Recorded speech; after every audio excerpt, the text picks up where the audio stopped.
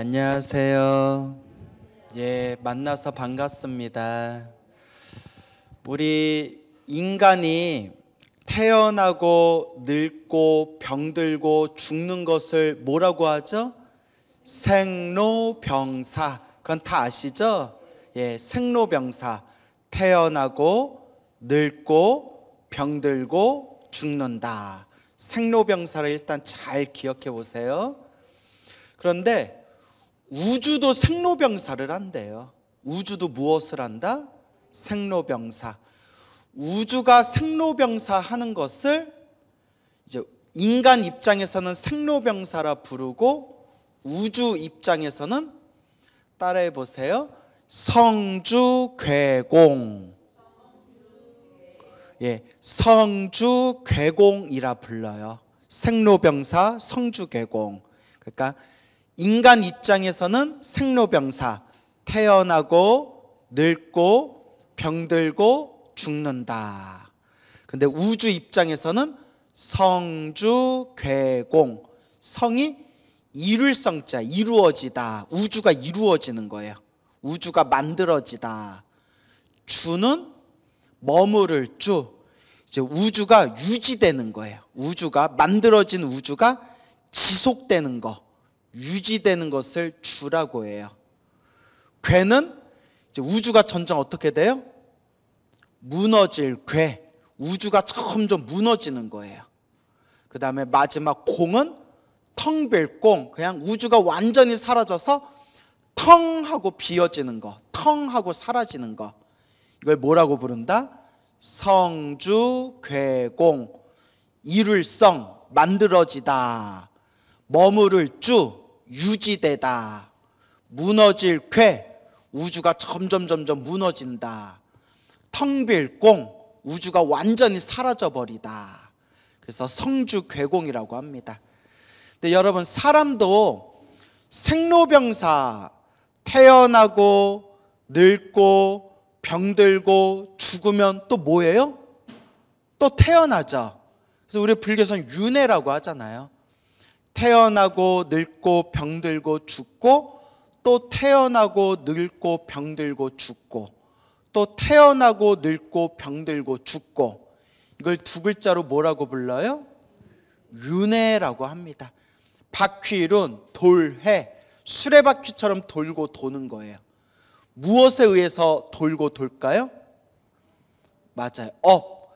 내가 지은 업보 따라서 다음 생 끊임없이 새로운 몸을 받게 되는 거예요. 그래서 우리는 업에 의해서 태어나고, 업에 의해서 죽고, 또 업에 의해서 새롭게 태어난다. 그래서 여러분, 그런 생각 해본 적 있죠? 저도 어렸을 때 그런 생각 해봤는데, 사람은 왜 삽니까? 왜 사는 겁니까?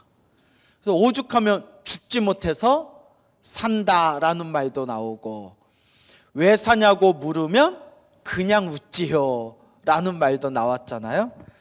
근데 이제 책을 보다 보니까 저 티베트 불교 최고의 고승이신 달라이라마 들어보셨죠? 이 달라이라마 큰 스님한테 누가 물어봤어요. 왜 사는 겁니까? 근데 달라이라마 스님이 한마디로 딱 이렇게 얘기하시더라고요. 뭐 때문에 산다? 이미 답이 나왔는데. 맞아요. 업 때문에 삽니다. 업으로 인해 살아가는 겁니다. 업. 자기가 지은 그 업으로 인해서 태어나고 죽고 태어나고 죽음을 반복하면서 살아가는 것입니다. 그래서 우리 중생은 태어나고 늙고 병들고 죽고, 또 태어나고 늙고 병들고 죽는 윤회의 흐름 속에 있는 존재예요. 우주도 똑같이 성주괴공이 계속 성주괴공이 반복을 한다고 합니다.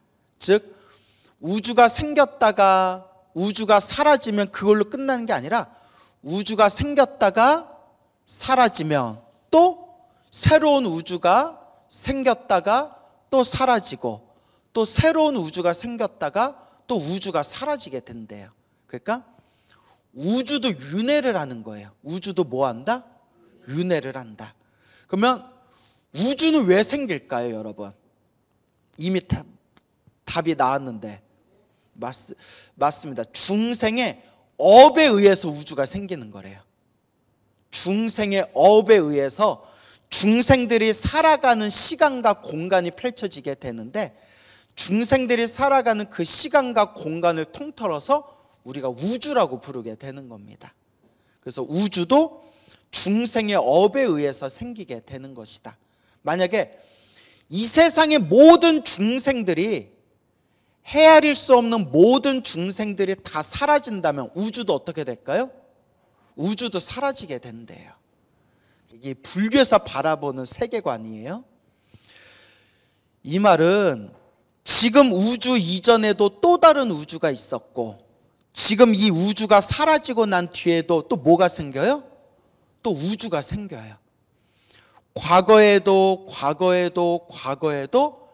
헤아릴 수 없는 수많은 우주가 있었고, 미래에도 헤아릴 수 없는 수많은 우주가 끊임없이 생긴대요. 뭐가 있는 한?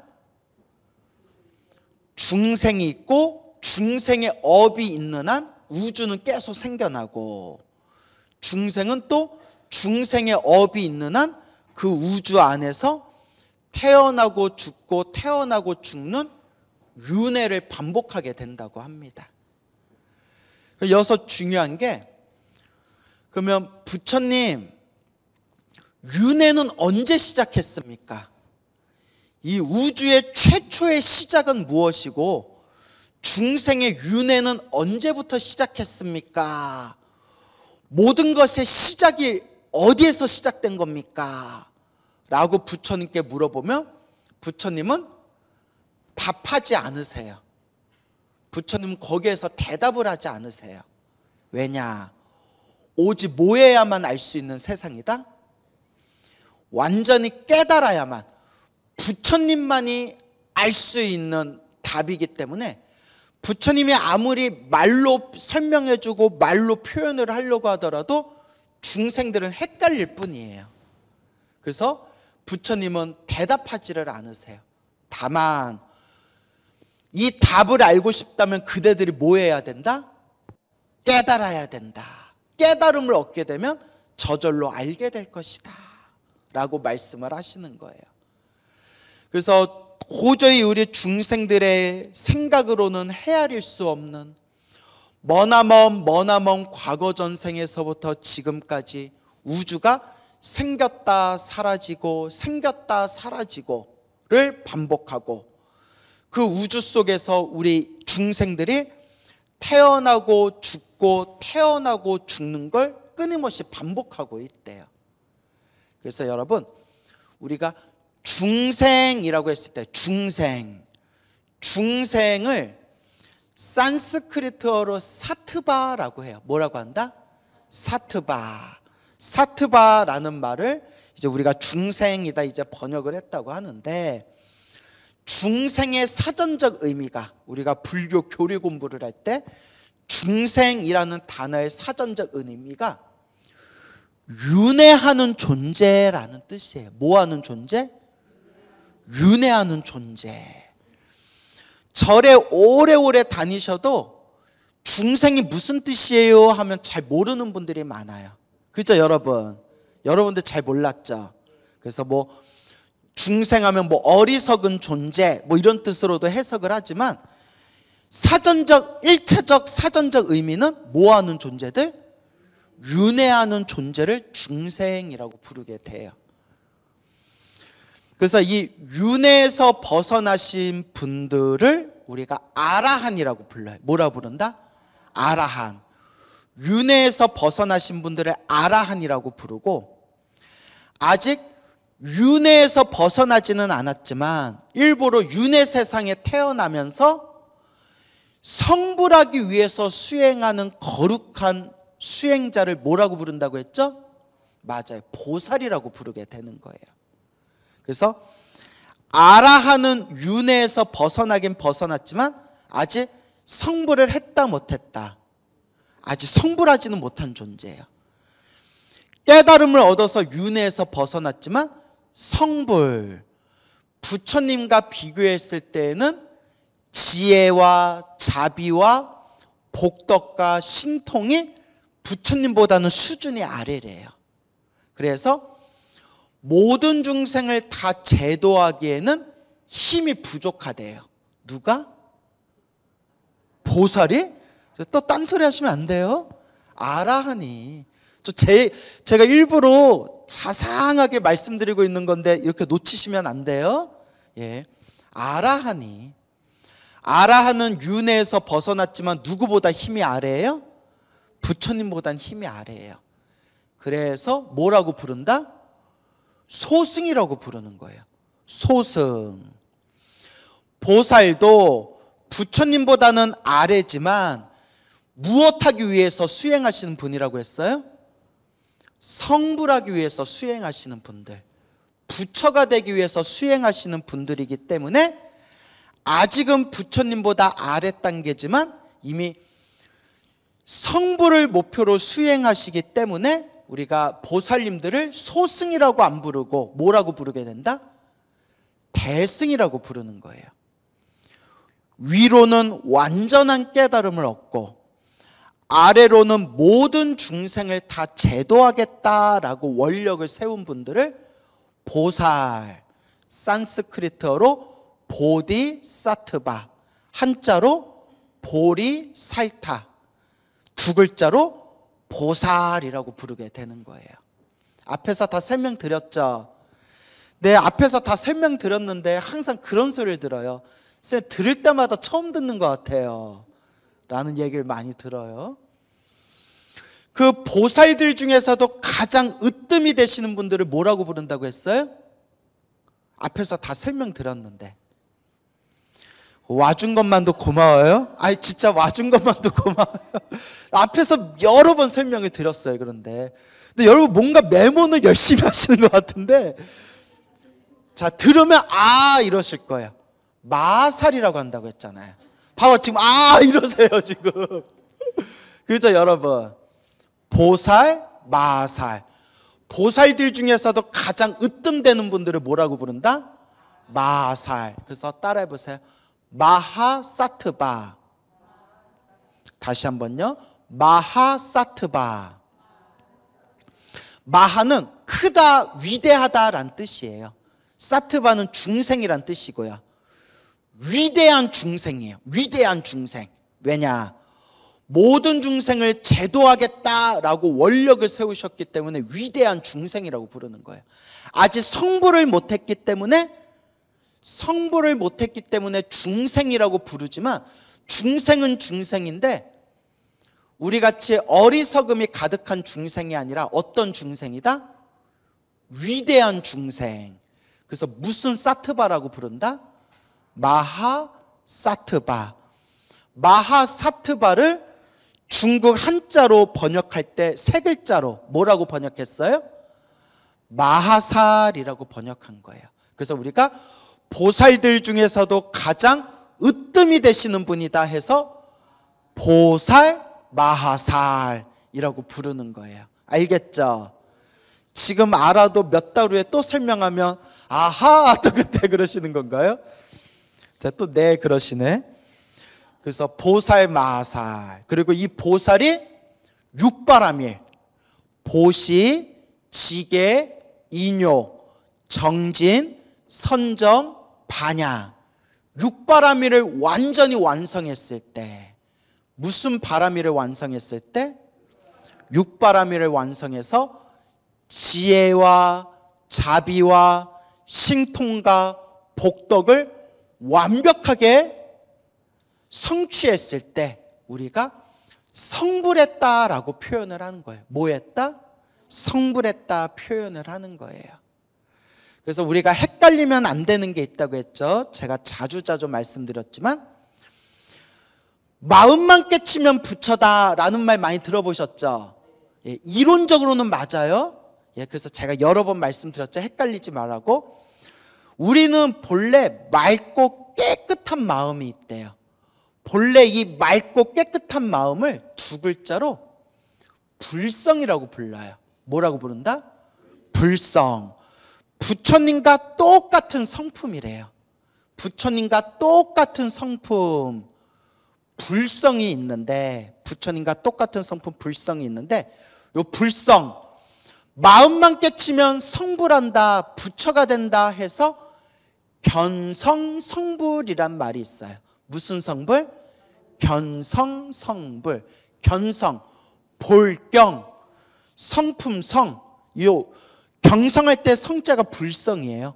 그래서 경성, 불성을 보면 성불한다 해서 경성성불이라고 하는데, 그래서 우리가 헷갈리면 안 되는 게, 이건 제 얘기가 아니에요. 우리 한참 어른들, 제 위에 어른스님들도 하신 말씀이지만, 마음만 깨치면 부처가 된다라고 말은 하지만, 이론적으로 말은 하지만, 실제로 마음만 깨쳐서 부처된 사람을 봤다 못 봤다? 못 봤다는 거예요. 여러분 보셨어요 혹시? 여러분도 못 봤잖아요. 그러니까 이게 참 무서운 얘기예요. 그래서 저도 참 말할 때 조심스러워요. 그래서 마음만 깨치면 부처가 된다라는 이론은 있지만, 이론이에요. 현실적으로 마음만 깨쳐서 부처 되신 분을 봤다 못 봤다? 못 봤다는 거예요. 그래서 저도 제 주변에 마음만 깨치면 부처가 된다라고 주장하시는 분들을 많이 봤지만, 그분들도 말로만 그렇게 얘기하지 실제로 옆에서 같이 있어 보면 입으로는 마음만 깨치면 부처다라고 말하지만 실제로 옆에서 같이 살아보면 하는 듯이 부처 같아요, 중생 같아요? 중생 같아요. 그래서 제가 늘 조심해야 된다는 게, 말과 행동이 따로 가서는 안 된다. 말로는 마음만 깨치면 부처다라고 말해놓고 정작 자기 자신도 행동하는 걸 보면 그냥 딱 중생답게 살아요. 그래서 제가 늘 주장하는 거 있죠. 누구의 말씀으로 돌아가라? 부처님의 말씀으로 돌아가라. 부처님이 경전에서 하신 말씀을 보면 지혜와 자비와 복덕과 신통을 완벽하게 갖춘 완전한 존재가 되기 위해서는 무엇을 완성해야 된다? 육바라밀을 완성해야 된다라는 게 경전에 나와요. 그리고 육바라밀을 완성하기 위해서 우리 서가모니 부처님께서는 몇 겁을 닦으셨다? 3아승직업을 닦으셨다. 3아승직업이 얼만큼의 시간이라고 했어요? 우주가 3번 생기고 우주가 3번 사라질 동안 오래 닦으셨다는 거예요. 그럼 우리도 얼마나 많이 닦아야 되겠어요? 그래서 여러분들도 느끼시죠? 불교 공부를 하면서 머리로는 불교에 대해서 많이 알아가고 있지만, 불교에 대해서 공부한다고 해서 내 몸도 내 마음도 따라가 주는 게 아니에요. 머리로는 아는데 몸과 마음이 잘 안 따라줘요. 동감하시죠? 그래서 오래 닦으라고 하셨어요, 부처님도. 그래서 이와 같이 육바라밀을 완성하신 거룩한, 완전한 깨달음을 얻으신 거룩한 위대한 진리의 왕, 위대한 이 법왕, 진리의 왕, 법왕을 우리가 부처님이라고 부르게 되는 거예요. 알겠습니까?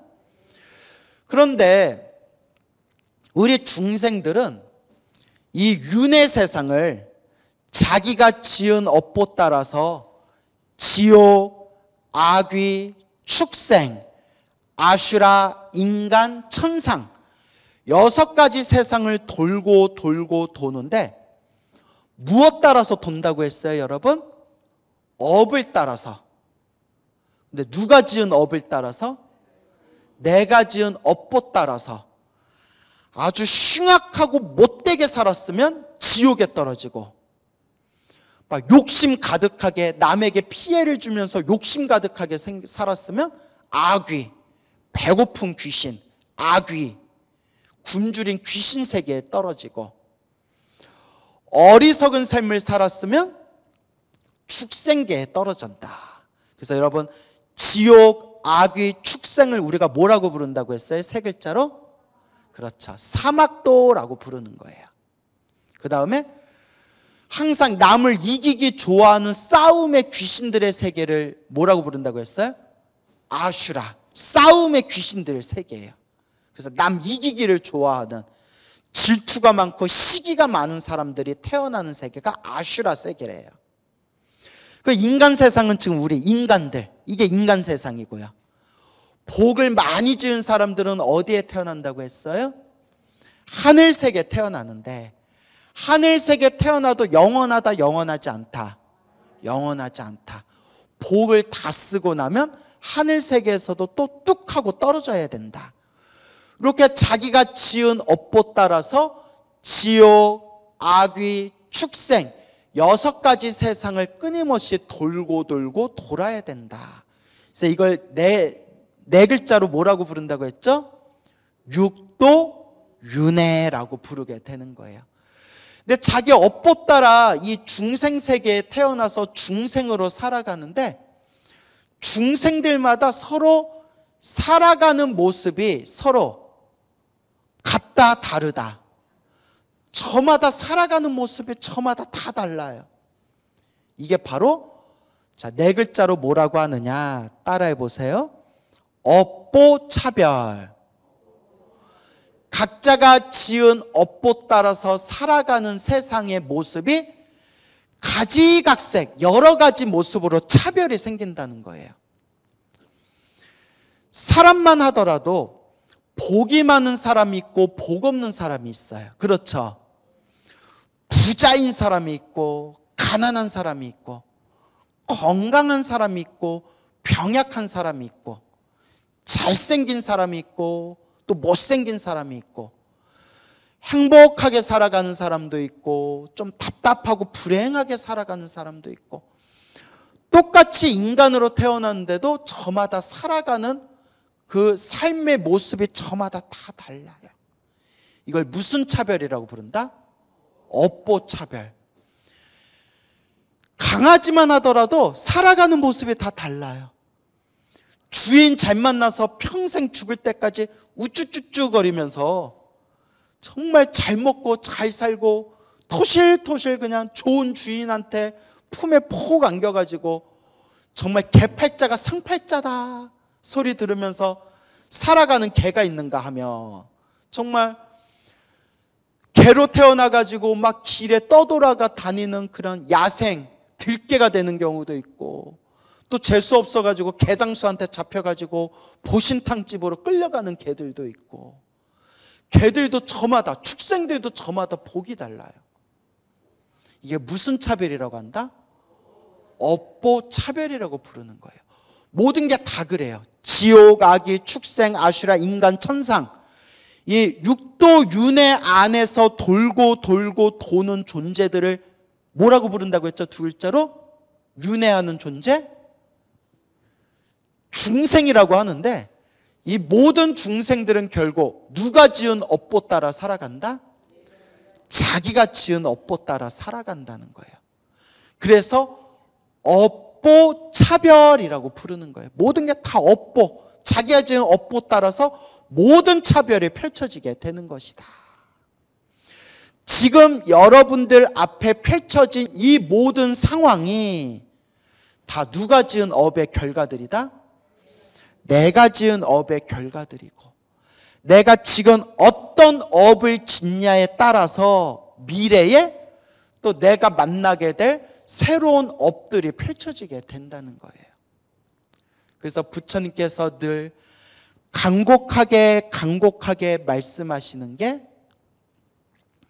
복을 지어라, 선업을 지어라, 공덕을 닦아라, 악업을 짓지 말고 선업을 닦아야 된다, 간곡하게 말씀하시는 거예요. 그래서 우리가 지켜야 할 계율 중에 가장 대표적인 게 5개잖아요. 그렇죠? 살생하지 말라, 도둑질하지 말라, 음란한 짓을 하지 말라, 거짓말을 하지 말라, 술을 포함해서 정신을 흐리게 하는 것을 가까이 하지 말아라. 여러분, 그래서 5개라고 하잖아요. 그렇죠? 그래서 부처님이 늘 말씀하시기를, 살생, 살아있는 생명을 많이 죽이면, 살생의 업보가 깊어지면 다음 생에 사람으로 태어나도 몸에 항상 아프거나 단명하는 업보를 받게 된다. 제가 자주 말씀드렸죠. 도둑질을 하고 남이 주지 않는 물건을 훔치는 업보를 많이 지으면 다음 생에 사람으로 태어나도 항상 어떤 업을 받게 된다? 가난한 업보를 받게 된다. 음란한 짓을 많이 하고 바람을 많이 피우고 삿된 음행, 사특한 음란한 짓을 많이 하게 되면 다음 생에 사람으로 태어나도 어떤 업을 받게 된다? 화목하지 못한 가정을 만나게 된다. 그 다음에 거짓말을 많이 하고 사람 속이기를 좋아하면 다음 생에 사람으로 태어나도 사람들한테 손가락질 받고 사람들한테 천대받는 업보를 받게 된다. 술과 같이 정신을 흐리게 하는 것을 가까이 하게 되면 술을 포함해서 마약 같은 거, 술이나 마약이나 정신을 흐리게 하는 것을 가까이 하게 되면 다음 세상 사람으로 태어나도 머리가 우둔한, 머리가 멍청한 과보를 얻게 된다. 여러분들은 안 그러시죠? 여러분들은 들었는데도 또 까먹고 그러지 않으시죠? 여러분들은 분위기가 굉장히 어두워졌네요. 예, 자, 웃자고 한 말이고요. 이렇게 자기가 지은 업보 따라서 온갖 차별 경계, 온갖 차별 현상이 일어난다는 거예요. 그래서 불교는 한마디로 인연법이에요. 무슨 법? 내가 지은 인연 따라서 이 모든 게 다 펼쳐지고 있구나. 불교는 결국 인과법이에요. 무슨 법? 내가 지은 원인 따라서 그 결과를 내가 받는 것이구나. 그래서 불교 공부를 깊이 하고 깊이 하면 남을 원망하거나 남 탓하는 마음이 점점 어떻게 된다? 사라지게 된다. 그러니까 우리가 냉정하게 자기 자신을 바라봐야 돼요. 이렇게 살아가고 있는 이 모든 모습이 다 누가 지은 업의 인연이구나? 내가 지은 업의 인연이구나. 근데 우리 중생들은 별의별 사람들이 있어요. 좋은 사람도 있고 못된 사람도 있고 참 괜찮은 사람도 있고 참 덜 된 사람도 있고 별의별 사람들이 있어요. 불교를 믿지는 않지만 참 사람이 착한 사람이 있고 불교를 열심히 믿지만 못된 사람이 있어요. 그 어떤 게 나은 거예요? 좀 헷갈리죠? 우리 주변에 그런 사람들 있잖아요. 종교가 없는데도 착한 사람이 있는가 하면 절에 열심히 다니고 기도하고 부처님한테 쌀도 많이 올린데도 성깔이 못된 사람들이 있어요. 왜 중생들마다 이렇게 그 성질이 다르느냐? 여기서도 부처님이 명쾌하게 얘기하세요. 제가 여러분들한테 늘 드렸던 이야기 따라해 보세요. 업습, 업의 습관, 과거 전생에서부터 지었던 그 업의 습관을 우리가 강하게 영향을 받는데요. 여러분들이 향을 가까이 하면 자연스럽게 옷에 무슨 냄새가 배길까요? 향 냄새가 배기겠죠. 여러분들이 똥이 가득한 화장실에 오래 앉아있다 보면 아무래도 옷에 무슨 냄새가 배기겠어요?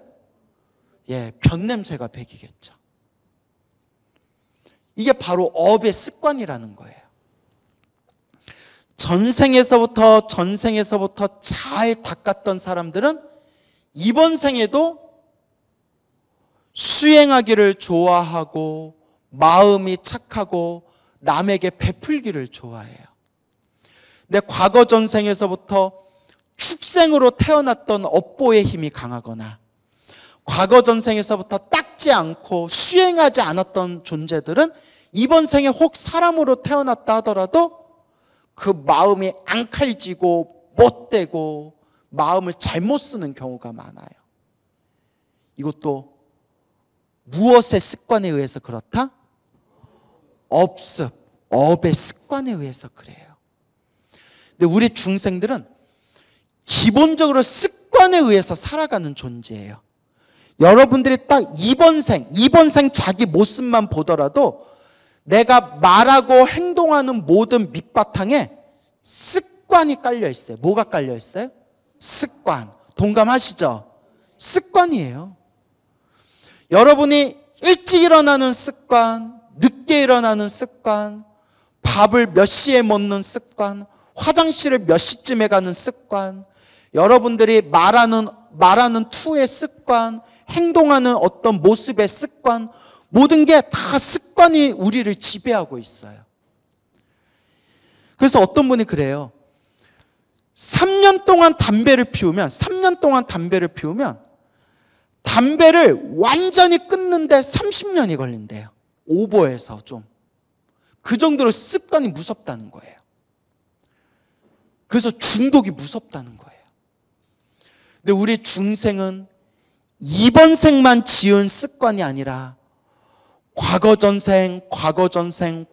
전생에서부터 지었던 업의 습관이 있어요. 정말 지독한 그 업의 습관이 있어요.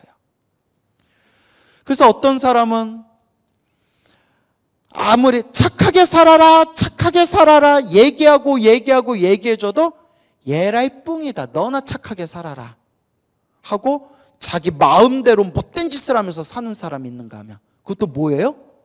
업의 습관이에요.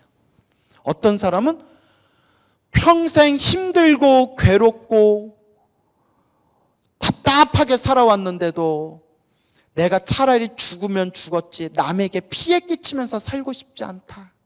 내가 차라리 없이 살면 없이 살았지 나는 정직하고 올바르게 살 것이다 라고 스스로 다짐하면서 살아가는 사람이 있어요.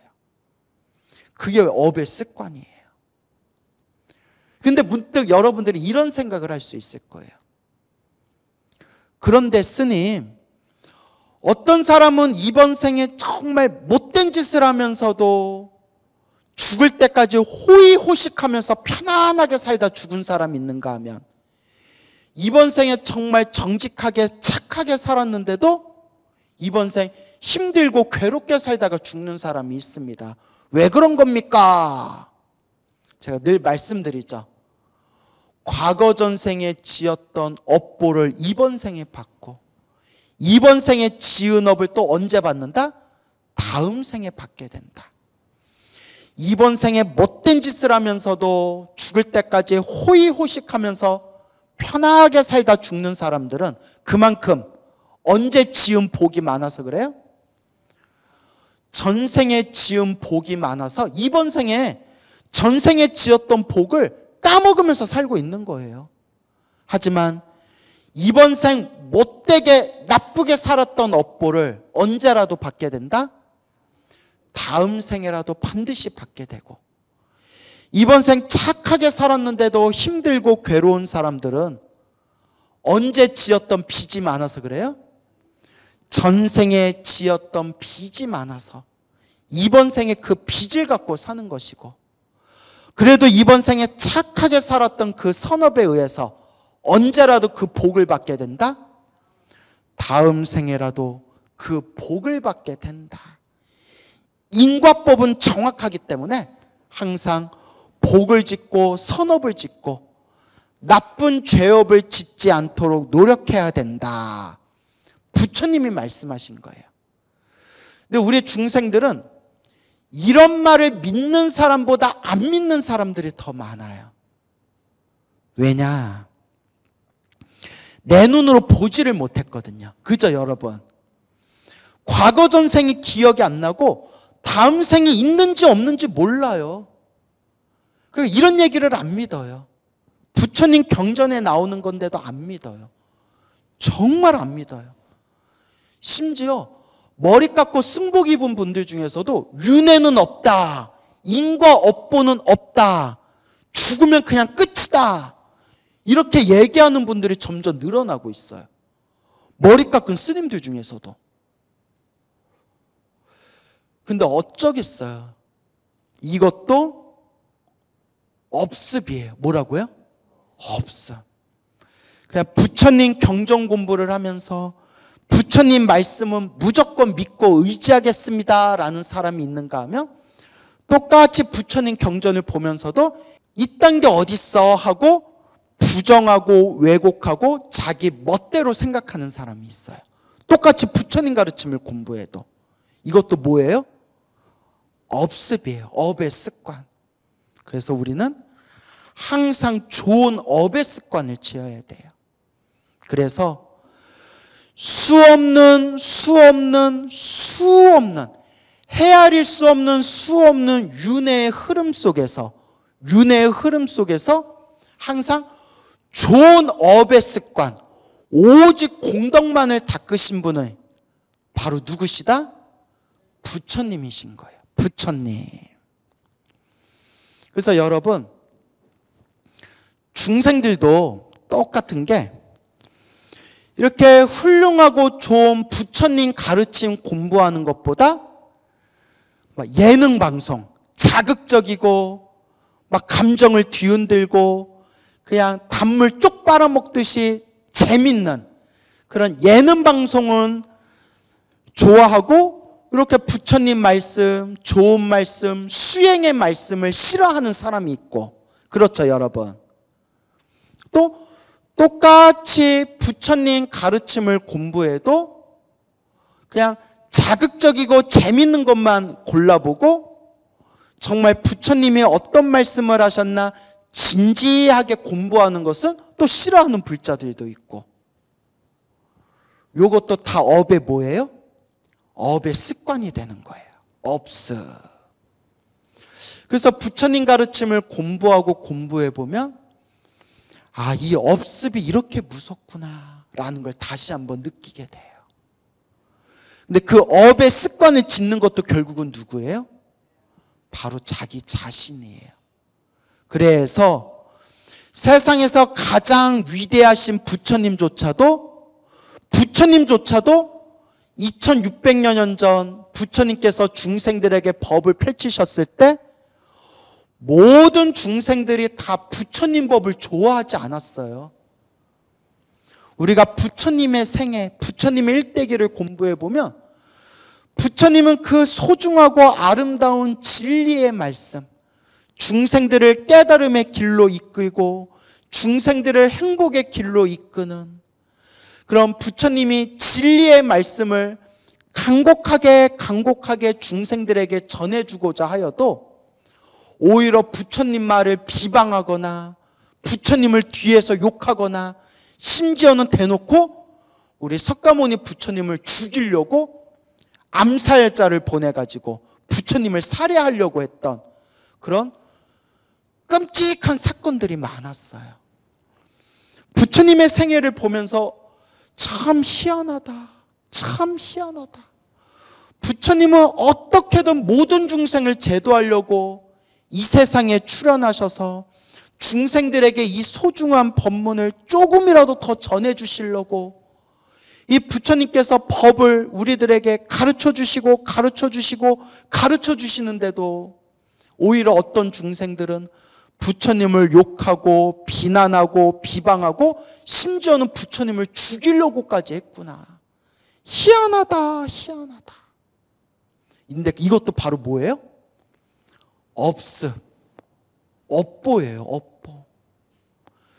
그래서 불교 공부를 하면 할수록 중생은 결국 업대로 사는구나, 뭐대로 사는구나. 그래서 부처님 말씀에도 나와요. 중생은 이 세상을 바라볼 때 자기 업으로 세상을 바라본대요. 무엇으로 세상을 바라본다? 업으로 세상을 바라본다. 그래서 이런 얘기가 있어요. 사람이 물을 보면 물로 보여요. 그렇죠 여러분? 여러분 안 그래요? 사람이 물을 보면 뭘로 보여요? 물로 보여요. 여러분 혹시 물을 보면 불로 보여요? 그건 정신병자예요. 물을 보면 뭘로 보여요? 물로 보이고, 사람이 물을 보면 물로 보인대요. 물고기가 물을 보면 물이 물인 줄을 모른대요. 어디서 살고 있으니까? 물속에서 항상 24시간 평생 물속에서 살고 있으니까 물을 봐도 물이 물인 줄 모르는 거예요. 우리가 공기 속에 살고 있으면 공기가 안 느껴지듯이 물고기는 물속에 살아도 물이 물인 줄을 몰라요. 하늘세계 신들은 물을 보면 유리로 보인대요. 뭘로 보여요? 유리로 보인대요. 하늘세계 신들은 물을 보면 유리로 보인대요. 배고프고 굶주린 아귀세계 중생들은 물을 보면 똥오줌으로 보인대요. 뭘로 보인다? 물을 보면 똥오줌으로 보여서 그 물을 마실 수가 없대요. 아귀들은. 그래서 따라해 보세요. 일수사견. 따라해 보세요. 일수사견. 하나의 물이 네 가지로 보인다는 거예요. 하나의 물이 네 가지로 보인다. 그래서 사람이 물을 보면 물로 보이고, 물고기가 물을 보면 아무것도 안 느껴지고, 하늘세계 신이 물을 보면 유리로 보이고, 배고픈 굶주린 아귀가 물을 보면 똥오줌으로 보인대요. 똑같은 물인데 무엇 따라서 보이는 게 달리 보인다? 마음 따라. 더 정확히 말하면 업에 의해서, 각자 업보의 에너지에 의해서 똑같은 경계를 만나도 다르게 느껴진다는 거예요. 그러면 여러분들은 어떤 업으로 세상을 바라보고 있느냐? 그게 중요한 거예요. 우리는 어떤 업으로 세상을 바라보고 있느냐? 이 세상에 수많은 중생이 있고 수많은 인간들이 있는데, 그 수많은 중생의 존재들이 저마다 타고난 업보에 의해서 서로가 다른 온갖 업보의 차별을 일으키면서 살아가고 있구나. 이 속에서 부처님 법을 만나서 부처님 가르침을 닦고 있는 우리는 과연 어떤 업으로 세상을 바라보고 살아가고 있는가? 이걸 우리가 끊임없이 돌이켜 생각해 봐야 됩니다. 그래서 우리 불자들은 항상 복을 짓고 선업을 짓고 공덕을 닦아야 한다. 그와 같이 좋은 업을 지으면서 살아갈 수 있도록, 좋은 업의 습관을 지으면서 살아갈 수 있도록 노력해야 된다. 그것도, 그 공덕도 결국 누구에게 돌아온다? 나에게 돌아온다. 나는 어떤 업으로 살고 있는가? 이것을 꼭 명심하시길 바랍니다. 알겠죠?